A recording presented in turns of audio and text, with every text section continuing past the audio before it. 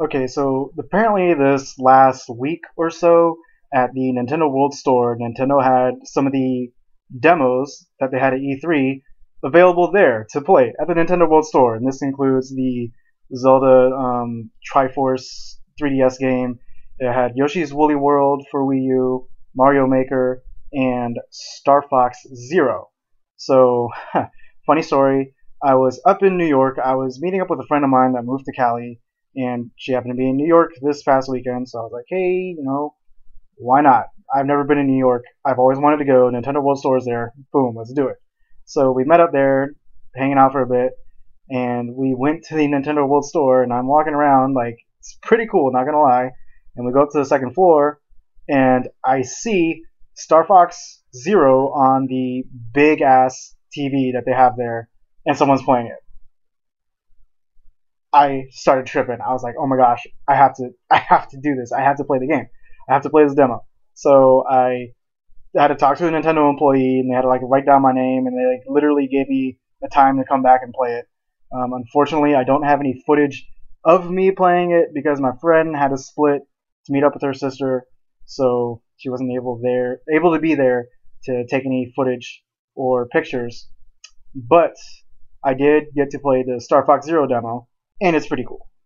The controls of the game were like this. Left goes left, right goes right, down goes up goes down. So on the right stick, no, it doesn't control a camera.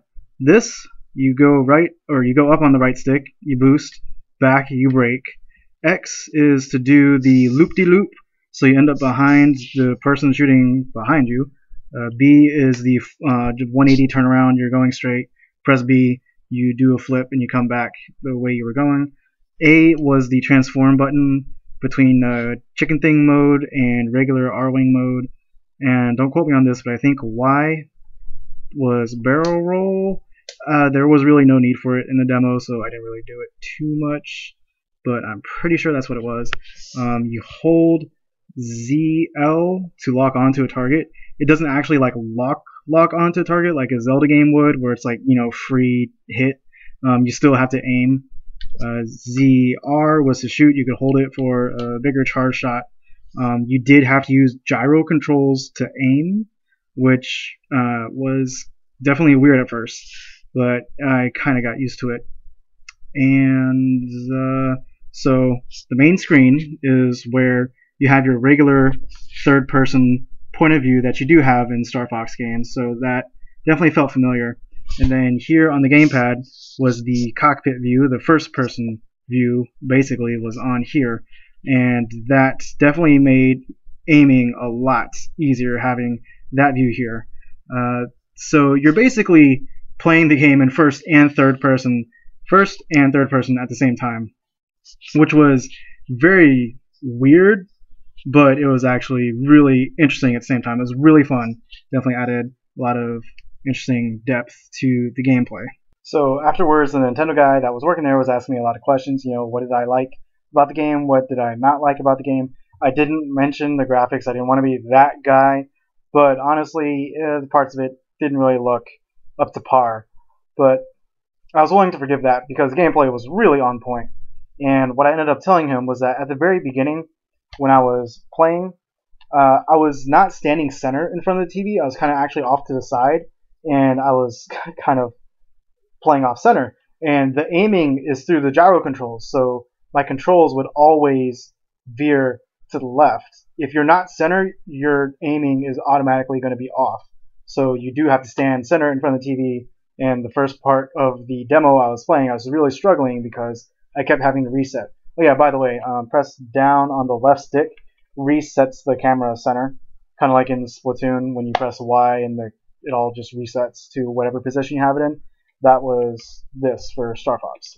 So there was that, and that's not like a real big thing. It's just something you need to know when you play the game, and also the fact that the game itself didn't really tell you that. The game itself didn't really tell you that you need to use the cockpit view, because when I was starting off on the demo, I was strictly playing on the main screen TV. I was focused.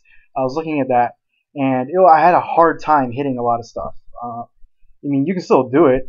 It's not like impossible. It's just definitely it feels more difficult than it should, quite honestly. So once the guy was like, "Oh, hey, by the way, you can look at the gamepad and have the cockpit view," makes it easier for aiming. Once I started doing that, I was hitting everything no problem. So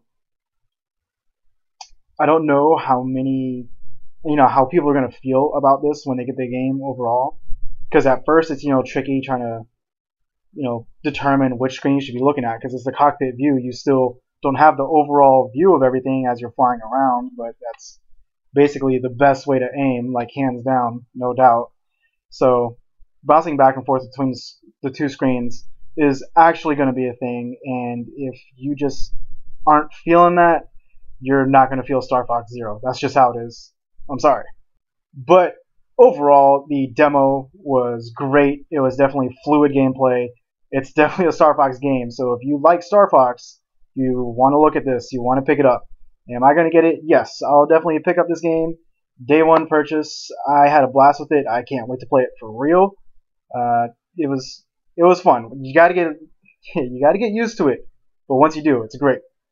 But then again, what would I know? I'm just some guy on the internet.